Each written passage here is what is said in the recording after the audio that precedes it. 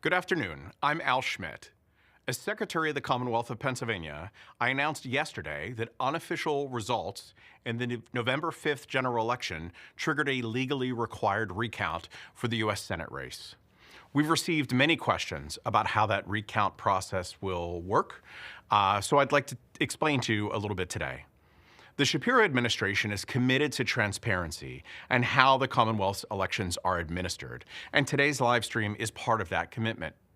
Mandatory recounts are triggered anytime unofficial results in a statewide race show candidates' vote totals are within 0.5% of each other.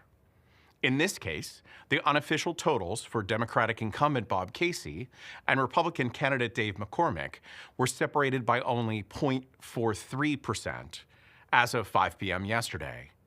Because that margin is less than 0.5%, state law required me to order a recount. This is the 8th recount that has been legally triggered in the last 20 years.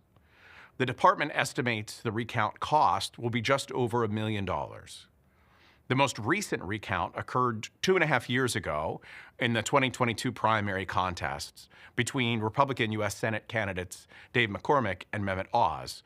That recount cost about $1,053,000. Of the 7 previous recounts that have been legally triggered, 3 were waived by the candidates with lower unofficial vote totals.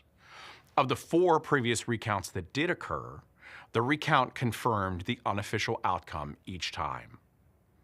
Let's discuss what the recount process looks like in Pennsylvania. Right now, boards of elections in all 67 counties are completing the unofficial canvass for every ballot cast in their counties.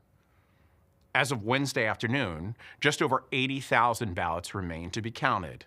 That number comprises approximately 20,000 mail-in and absentee ballots and approximately 60,000 provisional ballots.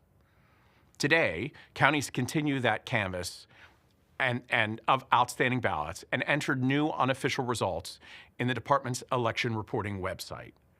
The totals reported there now for the state Senate race, or U.S. Senate race, and other races are updated numbers from the results reported by counties yesterday.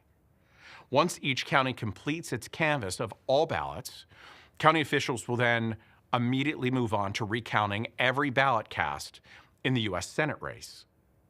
That's nearly 7 million paper ballots that our 67 county election offices will recount as they complete the process.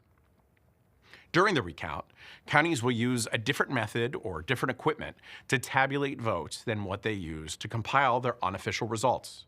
This is done to ensure any potential tabulation issues can be identified. Counties must begin the recount process no later than Wednesday, November 20th. They must complete the recount by noon on November 26th and must report their results to the Department of State by noon on November 27th. Once we've received all recount results, the department will then publish those online on November 27th. One final note on timing. State law requires counties to submit their unofficial certified results to the department on November 25th this year. Counties will certify the results for all other races by that deadline, then will certify the U.S. Senate results as soon as their recount is completed.